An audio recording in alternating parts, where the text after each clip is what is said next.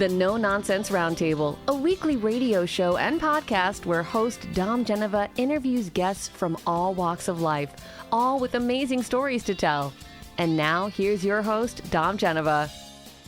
Well, welcome everybody to another edition of your No Nonsense Roundtable every Saturday right here on WYSL, WLEA. And like I like to remind you, all the past shows, all 350 or so of them are on NoNonsenseRoundtable.com where you can get them, well, anytime you want. And if you see one of those YouTubes, do me a favor and like and share.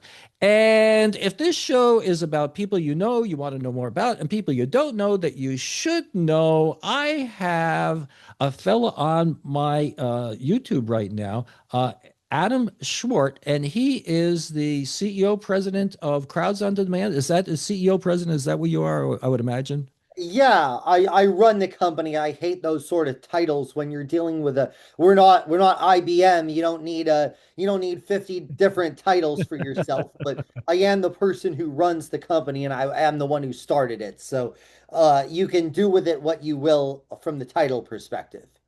So, this is a company that has to do with operating in today's environment with social activism. I would say, just as just as a teaser to what his company does. But let's ask you the question I usually ask people: what did you want to do when you were 10 years old? Is it? I'm sure it wasn't this. No, no, no, but I did want to be a diplomat actually. Uh, Okay. yeah, so I wanted to represent the United States abroad, wherever they would have sent me. I've always been really intrigued with the idea of diplomacy and negotiation, and I use it in some parts of the business, and in some part, probably in some respects, we are a tool of diplomacy because Hmm. advocacy, effective advocacy and public pressure is actually a tool of diplomacy. From obviously, like, you could take it geopolitically, but it is a tool of diplomacy when you're dealing with a business dispute or a legislative demand Hmm. or, any kind of campaign. Having protests on the street, which is what we do, lawful protest, organized lawful protests Hmm. and advocacy campaigns, can help your position in terms of negotiating something. Well, the thing that's always fascinated me is that it seems as though with any of these issues, I mean, you take a look at the Cuban Missile Crisis, all right? Yeah. There's a lot going on. It's like the ocean. There's a lot going on below the waves that you don't see, and activities that are happening. I mean, Bobby Kennedy is meeting with one of the ambassadors from Russia behind the scenes, and is not part of the official communication between the Kremlin and the White House. And things are happening, and you just don't know. And that's sort of the whole thing with your company. Your company, Crowds on Demand. You are doing things, and I guess they could be looked at in a couple of different ways. But let's first talk about what you do and how you do it. Yeah, so what we do, we're the largest protest company in the country. So we put together protests, we put together broader advocacy campaigns. So a protest, Hmm. I would say, is one component of an advocacy campaign. So an advocacy campaign could include phone banking, creating an organization, advocacy group with a leader, public pressure, lobbying and organizing meetings with elected officials or community members, passing out flyers, letter writing, going door to door, TV ads, social media ads, um, you know, putting together a documentary film crew to make a documentary about the subject. So Hmm. so there's a lot that might go into an advocacy campaign depending on how complex the issue is and the resources that are involved. So you're in essence a marketing company that's using different. Well, the strategy is to influence people, and the tactics are different tactics.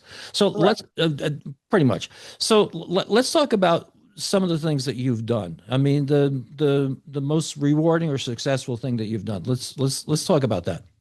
Well, one of my favorites was what's called the delete Facebook movement. Hashtag delete Facebook. And this was in the aftermath of the Cambridge Analytica scandal, if you guys remember, from like Mhm. almost 10 years ago now, where Facebook was caught really misusing customer data, not having any safeguards regarding the spread of misinformation on their platform, allowing anybody to just buy ads, like turn us against each other, misuse our Mm. data, and sell it to the highest bidder. So there's a huge amount of controversy around it. And a lot of people, including people who've made a lot of money from Facebook, were like, wow, we've created Frankenstein, right? We've unleashed a monster here.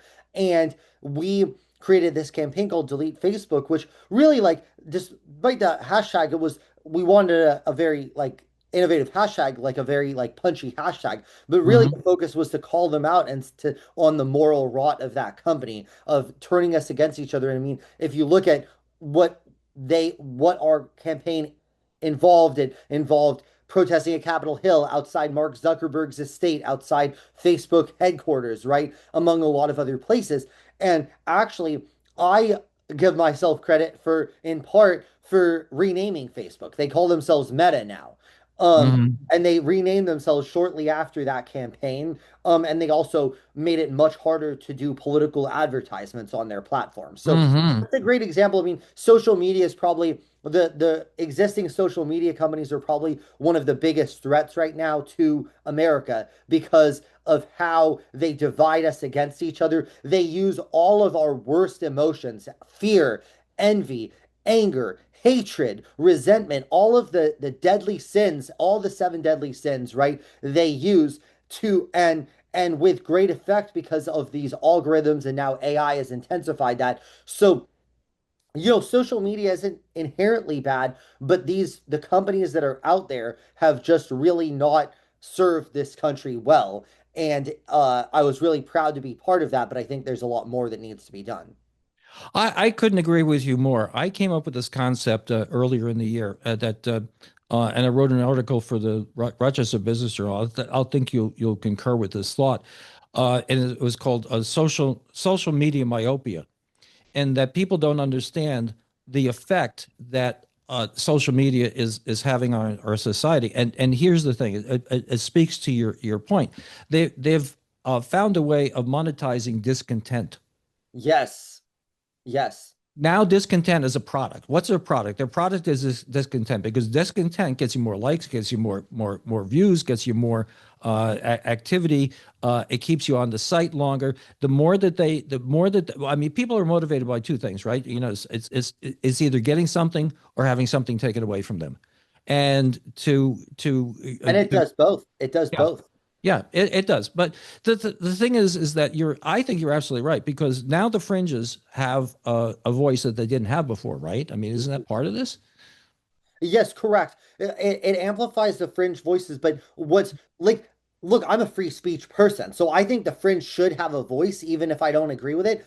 Here's my problem with social media. It's that it takes you down a rabbit hole. If you're a little bit right wing or a little bit left wing, and you know people, and I know people who are victims of this, it'll take you down the hole from I'm really upset about illegal immigration to something more extreme, right? I'm Hmm. really upset about police brutality to something more extreme, right? So it will take you, they don't care right or left. They just want to take you Right. down the rabbit hole to Yes. and that's the scary part. And it goes beyond politics, which is that if you are a little bit dissatisfied with your body, they will take you down an extreme body dysmorphia rabbit hole. Do you see what I'm saying? So, they'll take you if you're a cyber bully, you're a mean girl, they'll take you down that rabbit hole, right? Mm-hmm. So, whatever kind of the thing, because the problem is that they have found and that some of the meanest impulses are what keeps you on their sites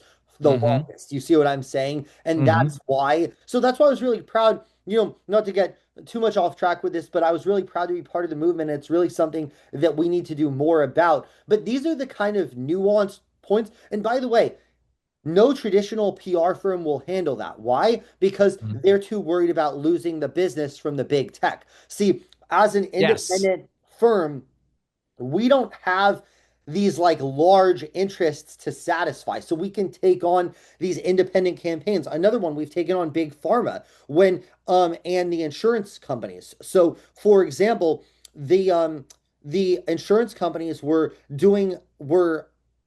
cutting off life insurance policies for people in the LGBT community based on taking a drug that is an anti-AIDS drug. It's a Hmm. prevention drug. So in fairness, this is actually preventing getting AIDS, but the reality is people were using that to discriminate against the LGBT community. Hmm. So we pushed insurance commissioners to say, look, this is ridiculous that you're using this as a proxy to discriminate, right? Because it's a backdoor to discriminate against the gay community or the broader LGBT community. So we handled that and we really pushed them and it was successful and it was cracked down upon. So we take on these nuanced issues because the problem is that these traditional PR firms, they're like, oh, well, I don't want to piss off this insurance company. I don't want to piss off Hmm. tech company. So we take on these kind of punchy issues. So even though I think we have an unearned reputation for being part of the big corporate interests, we're actually oftentimes representing startup companies against bigger companies, right? Hmm. Because the Davids versus the Goliaths, the Davids can't always even get access to some of the big publicity Hmm. firms because of the kind of corrupt kind of ties.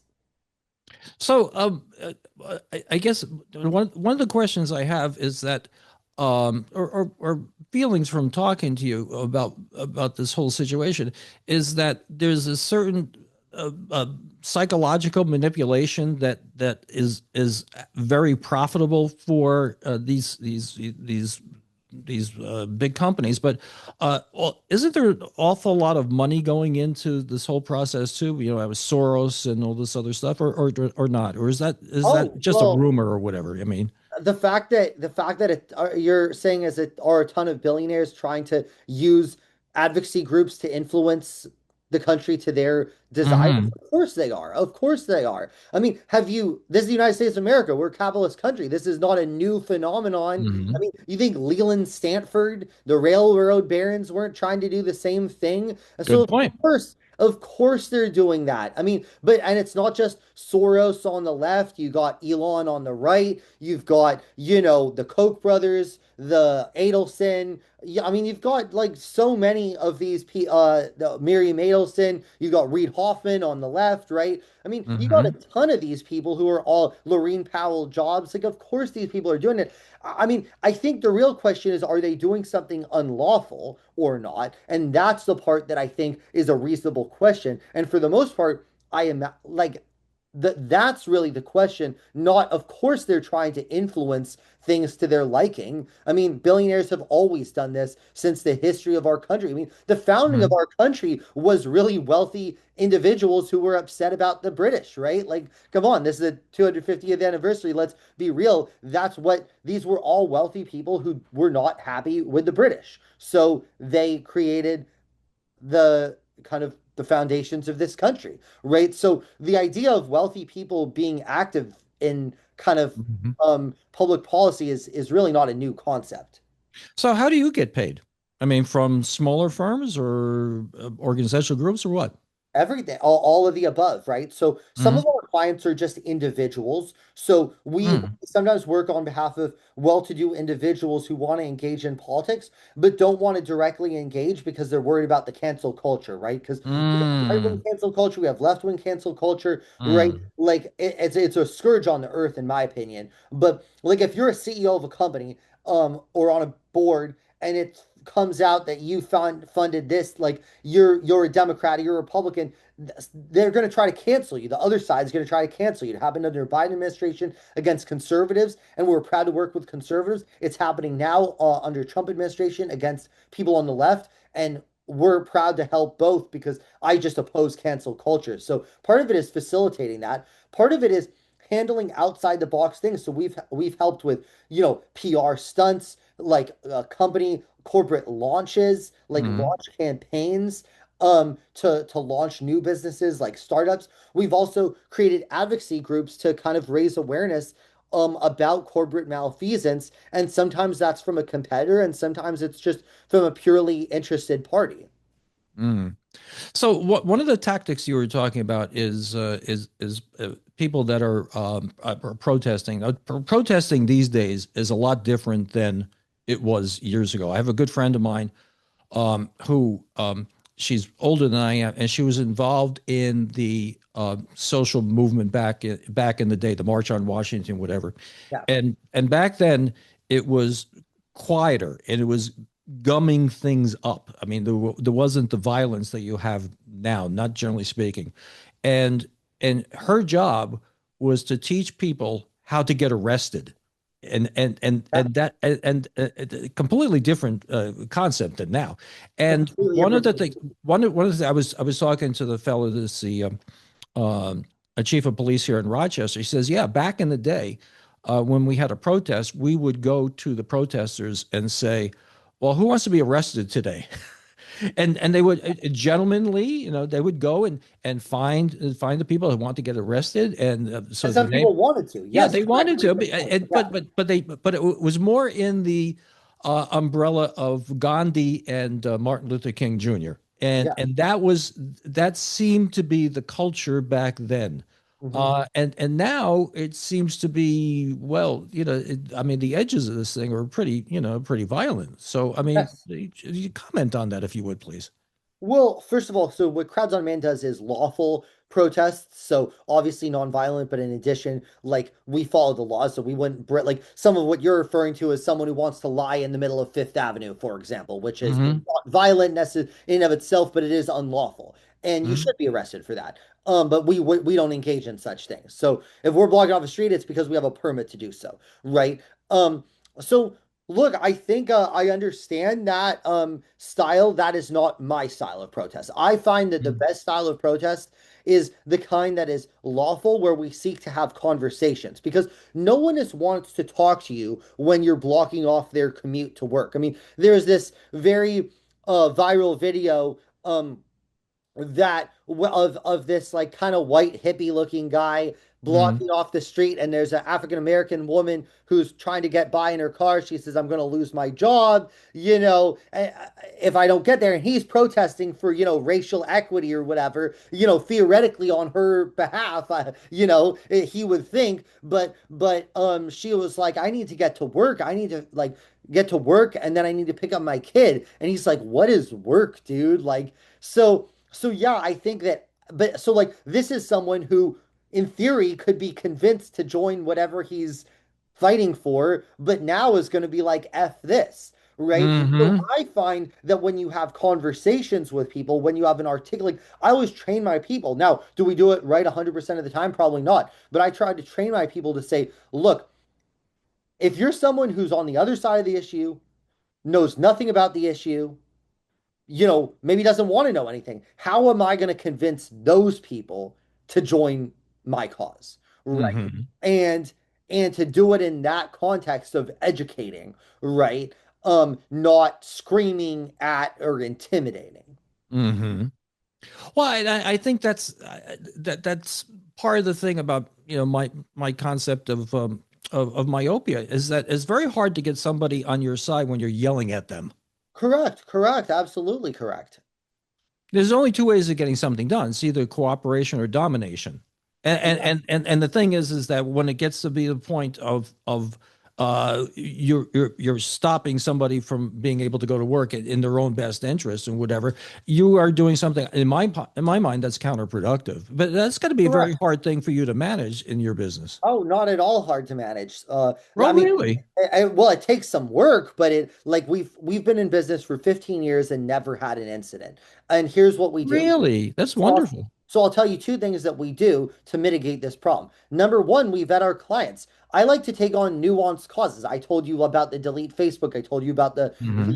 the farmer. We're taking on nuanced causes. So I'm not getting in a situation where it's Antifa and the Proud Boys and they're going at each other and I have my people there. No, I'm not doing that. Like I'm taking on nuanced issues, not Israel Palace versus Palestine or whatever. Like I want nuanced cases where people are not currently informed. I view myself as a publicity firm. I want to raise awareness about something people don't already know about. Hmm. People already know about Trump. Do you like Trump or you don't like Trump? You know that, right? Or Israel Palestine, right? I like to take on nuanced causes. So first of all, it's the vetting those causes and making sure that I'm not putting my people at risk. And number two, we interview every participant who is involved in our work for about Hmm. 15 to 20 minutes to make sure that they're on board with our style of activism, which is peaceful, lawful, respectful. Hmm. So the people that are engaged in your activity paid? Of Okay. course they're paid, as you should be for your time. Okay. Well, that's an interesting concept. I mean, let's talk more about that because that has the ability of some people are not ethical of being abused. Well, I mean, I suppose you could say that about a paid doctor or a paid lawyer or a paid commentator. I mean, Hmm. if you look at is Sean Hannity ethical? He gets paid tens of millions of dollars. Or Tucker Hmm. Carlson or Rachel Maddow or any of those people, Rogan, any of those people are getting paid tens of millions of dollars, right? My people are getting paid a few $100s, right? Hmm. And you think people would abandon their convictions for a few $100s? I don't think so. Well, but Ask your listeners. yeah, let's talk about that a little bit. But when you're talking when you're looking at Joe Rogan or you're looking at Hannity or whatever, you turn the dial to actually see them and you know it's them. Okay, so when you have a paid protester and you don't know that they are being paid, I mean, shouldn't that be? I mean, it's like the doctor. Thing. I'm not a doctor and I don't I play don't one know on what they're TV. being paid. I don't know what my doctor is being paid. I don't know whether he's paid $150,000 or No, but you $850,000. know he's a doctor. I Yeah, mean, well, yeah, it's yes, I know. okay. So if anybody's protesting, and Channel 8 comes over with a microphone and talks to them, uh, they don't know if they're getting paid or not, or it's somebody who is representing themselves as this or the other thing. And isn't that a challenge? I mean, No, not at here's the all. thing. Here's the thing. I mean, I guess it's analogous to you see these ads on TV for um, you see these ads on TV for personal injury lawyers. And, Hmm. and and a person gets up and says, "I got $15 million for blah blah blah blah." And in the bottom it says, "This is a paid actor. This is somebody who's making, who's getting Yeah, paid well, for that's the that's a false representation." claim. That's a false claim. This is someone who's being compensated to show up to actually support their actual beliefs. So you're talking about someone who's Ah, okay. the way that I look at it is we also vet people to make sure they agree with the cause, number one. Ah, okay. So, So so that's very important. But the yeah. second part is that people have a lot of incentives. So I don't dispute the fact that these people would only come, or a lot of people only come because Okay. they're being paid. But it's the same thing. Like, how many times do people go? I know people have gone to protests because they want to get laid because, oh, there's some girls at the protest, so I'm gonna go. So should that be revealed to Yeah. Channel 8 News? Yes, we're gonna put that in the promo for the show right there. No, you can put it there. You can No, put my name on it. I'm I'm not teasing. I say Yeah. this because well, they're guys who try to get laid. There's Yeah. I mean Yeah. literally people probably went to some of the Vietnam War stuff because they want pot. They wanted to smoke Yeah. pot, people have all kinds of reasons to do things, Dom. I'll tell Okay. you, the Real Housewives, Dom, just let me Yeah. finish this. The Real Sure. Housewives of Orange County went out, some of them, to the Black Lives Matter protest. Mhm. Do you think these Real Housewives of Orange County living in the beach, do you think they know anything about institutionalized racism, or do you think they were Mhm. there so that they could post that on Instagram, right? So people have different incentives and different reasons for doing Mhm. things. It doesn't make it bad. I'm just saying, this Yeah. idea that that being paid a couple $100, I think people are not going to change their core convictions for that. Okay, so that begs the question. You say you try vetting these people as best as you can. What are some of the questions you ask them? I think of it as a reverse jury questionnaire. So, if you're going to be on a jury, you have to be unbiased. We want you to be biased. So, let's Mm. just say it's a case of, I don't know, an environmental protest, like we're really mad Hmm. about a power plant, like someone wants to block a power plant, right? Well, we want environmentalists. Well, do you support the environment? Do you like power plants being built in residential neighborhoods? You know what I mean? Those are the type of questions we would ask. So, I mean, is there any way of determining these the people? Well, let me. What are some of the actual questions you ask them? Well, that's an example. We might ask, like, I would say, now I'm not necessarily involved directly in that process myself, but my what my team will do is I'll say, hey, I want 20 Hmm. environmentalists, right? We need 20 environmentalists. So get me 20 environmentalists from Rochester. You know what I mean? And we may have people in our database already who fit that bill. We Hmm. may have people who have people. We may have groups that we know that are environmentalist groups that we might talk to, right? There's a lot of ways that we'll go about it. But we'll say, look, like let's just say someone's trying to build like a big polluting power plant, right? Hmm. In Rochester, and we have people like residents nearby who don't like it. Well, we'll get the environmentalists involved, right? So Hmm. I mean, do you like a big power plant being built? Or let's just say there's a big proposal in Rochester to defund the police, right? Well, Hmm. we might get people who have experience with law enforcement, or maybe have been the victim of of crimes themselves, right? Who can speak to the need for the police presence, for example. I would imagine there's really no way of telling if there was somebody on the other side and they're protesting the other side too. I mean, couldn't they? Some people be doing this just for the money? Uh, there are people at Starbucks who are making your coffee that don't like coffee. So I mean, you're trying to again try to get at someone's inner motivations for something, Hmm. which I can't speak to their. I can't. I'm not a brain reader. I can just say, hey, Are you an like the Hmm. police protest, right? Okay, you live in Rochester and you oppose defund the police? Okay, that's great. Like, what more do I need? Like, you don't want to defund the police. There's another group that wants to defund the police. So, Hmm.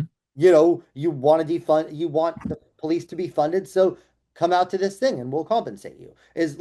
I mean, is that not sufficient for you?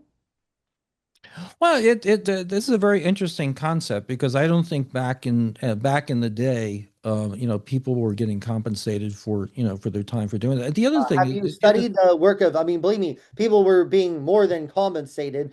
This was like a regular occurrence. Labor unions, like, come on. hmm Like, labor unions, like, believe me, if you don't go to the protest that the labor union is organizing and you're, remember, I know so many union hmm members who'll be like, you better go. And even if it's for a candidate that you don't support or you couldn't care less about, you're hmm expected to go to support that candidate. You think Boss Tweed, if he said, hey, I want 1,000 people to march on the Brooklyn Borough Hall, like, hmm you think that they can I think it's very curious when people say, oh, is this a new concept? It's like, no, it's absolutely not a new concept. If anything, the way I do it is far more ethical because we vet people on whether they care about the issue, and we vet people that they're committed to respectful, lawful advocacy. hmm So, at any particular point in time, though, there's people that are going to be protesting and get paid for it, and a lot of people protesting and they're not getting paid for it. Well, they're being compensated in other ways. Whether they're union members, they're trying to get laid, they're trying to get weed, they're trying to post on Instagram. Like, those are all forms of compensation. Hmm. Okay, what's the biggest protest or whatever that you have been involved with so far? We have done events kind of in the 10,000. Wow, But I have to say though, wow. that is a exception for us. Like, Hmm. a vast majority of our work is 50 to 100 people. Because I Okay. feel like, I mean, just from a budget perspective and from a just logistics perspective, so much easier. You don't have to do bathroom facilities, and there's so much more Mm. dealing with thousands of Isn't people. that the Uh, truth? Yeah.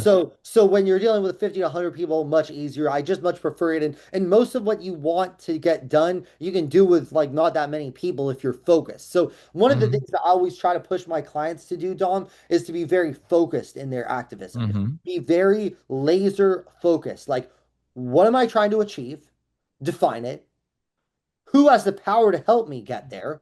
Define those people. Um, what are the things that are going to persuade those Hmm. people, right? Do those things and then follow up and make sure you don't just get lip service from them. That's a very good point.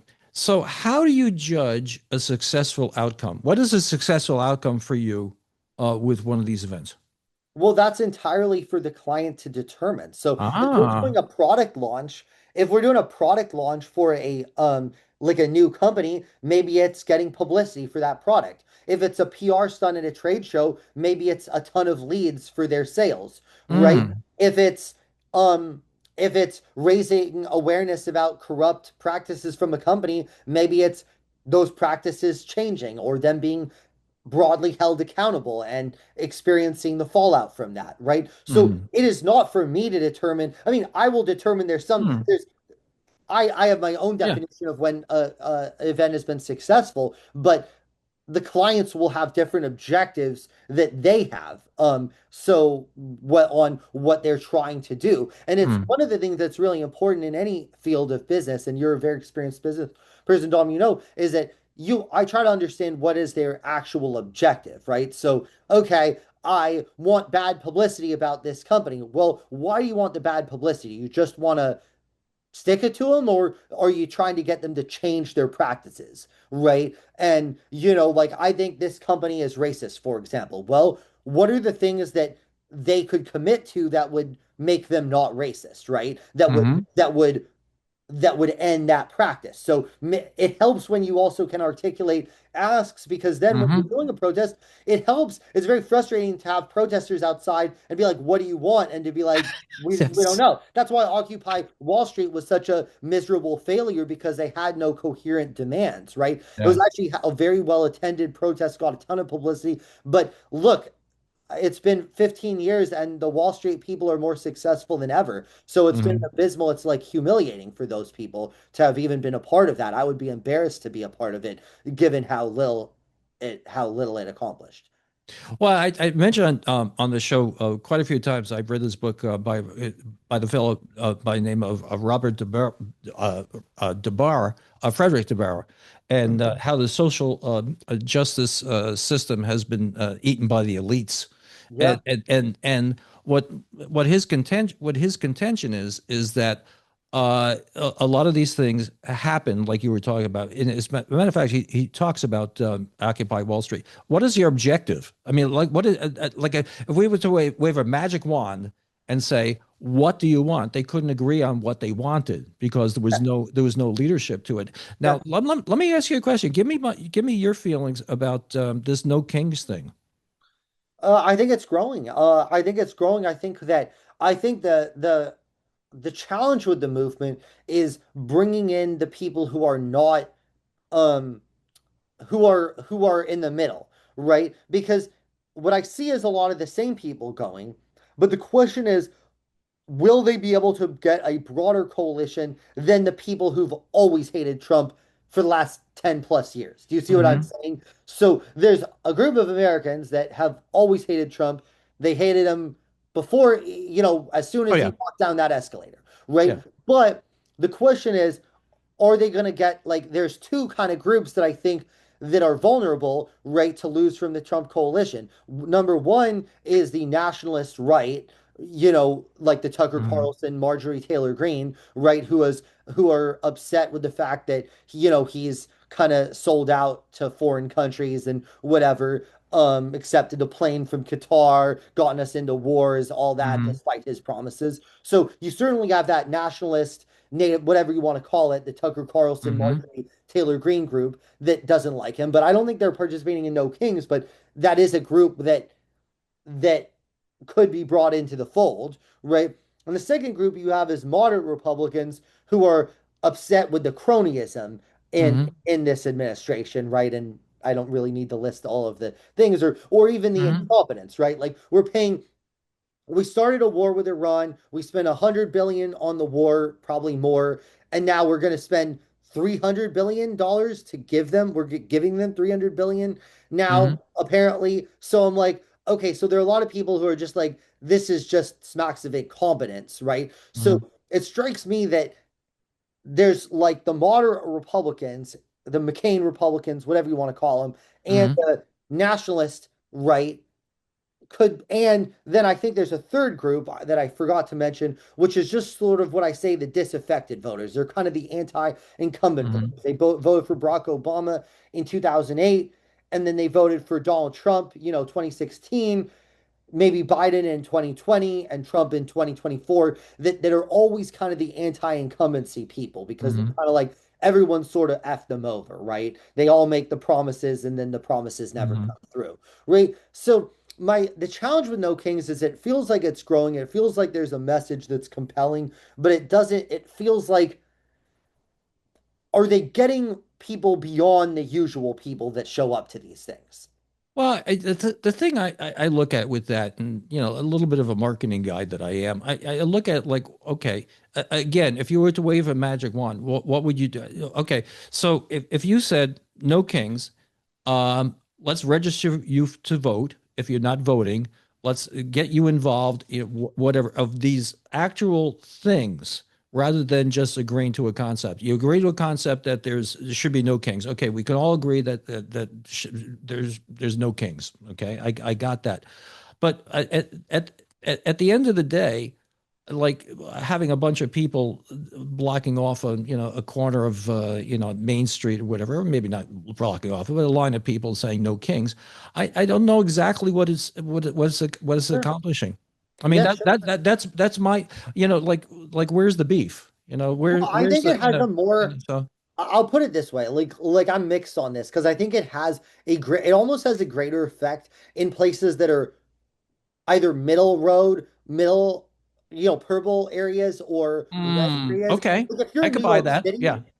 it's like, okay, well, how many Trump won like 25%, right? So like, but I think when I talk to my friends, because I have friends, MAGA, I have friends Hmm. liberal, like all stripes, but when I've talked to people who are on the left in right-wing areas, seeing that is a community, right? It's a community of like, I'm not alone in opposing uh Okay.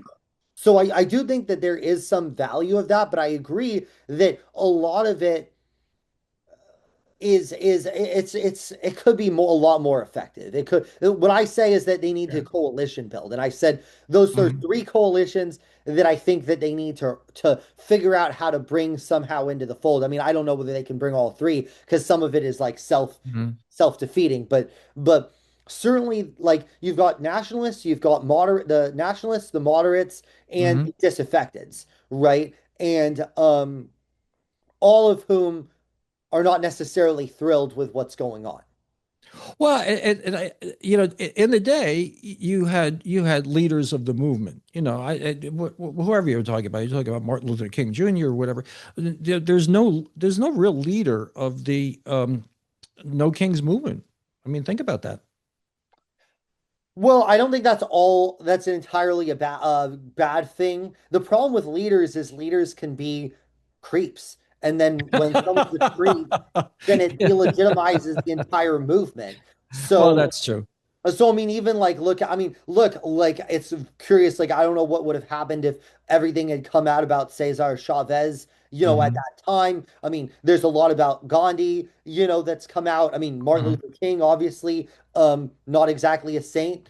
Um, but a lot of these facts were not widely publicized at that Hmm. time. So I do feel like by not having, I think what you want is you want leadership, but Oh, you don't yes. Okay. necessarily I want can a buy that. I can her. buy that. Like Yep. what you want is a coherent message. See, the smart thing, I liked what Occupy Wall Street did of not having one leader because a leader can be corrupt and a leader Hmm. can sell out the whole group. I mean, just look at Al Sharpton, right? He's regularly making deals and kind of Hmm. shilling for things that are bad for the community that he claims to represent, right? So I think having a leader is not necessarily good, but I think having clear values and a clear set of cogent policy positions and demands is important. So I think those two aren't mutually exclusive. Well, and you're selective about clients that you that I that am. you accept. Let's talk a little bit about that. Well, I've been in business almost 15 years. So, Hmm. I like to do things that are, I mean, first of all, I like to, there's like selfishly, I like to do things that have a budget that matches the ambition of the campaign. So, if Hmm. you have $50,000 for a local issue, that might be enough. If you have $50,000 for a national issue, it probably isn't enough, right? If like so part of it is just the budget, part of it is the ambition. It's like having something interesting. I don't like to do things that run against my kind of core values. Hmm. So yeah, and obviously nothing illegal, um or something that would put my, even beyond that, something that would Hmm. put my people in a compromising position. I gotcha. Let's talk about. I call this the end of the show, the retail section. Okay, so let's do Okay. a little retail about what you do, your website, and if somebody has a cause, how do they get in touch with you and hire you, and this Yeah. marketing. www.crowdsondemand.com. www.crowdsondemand.com. And uh, I guess that the question is, you will do this for individuals, companies, organizations, political organizations, and Yeah, such. And you've been absolutely. doing this for 15 years. What is the thing that you think of in the future that you're most afraid of with all this social media stuff? I think that the power of AI to even further divide people, because the intelligence that people already have developed with the algorithms, even Hmm. before in the infancy of AI, really gives me concern that AI, with the amount of information that they have, could really lead people down like an even darker path than has already happened. Mm. I think that is a very wise observation. Who knows where this is going to be? Oh, think about the last 20 years where we're now from 20 years ago. Think about the next 50 or 100 years. Absolutely, It's gonna absolutely. it's gonna be crazier and crazier. Well, I really do appreciate you coming on the show. This is fascinating stuff because my MBA in marketing was like from the Stone Age. We were doing everything by hand, and there was no social media and whatever. And the atmosphere that you operate in these days Fascinating. is fascinating, And I absolutely look forward to fascinating. having that even further conversations with you about it. And I so appreciate your time, Dom.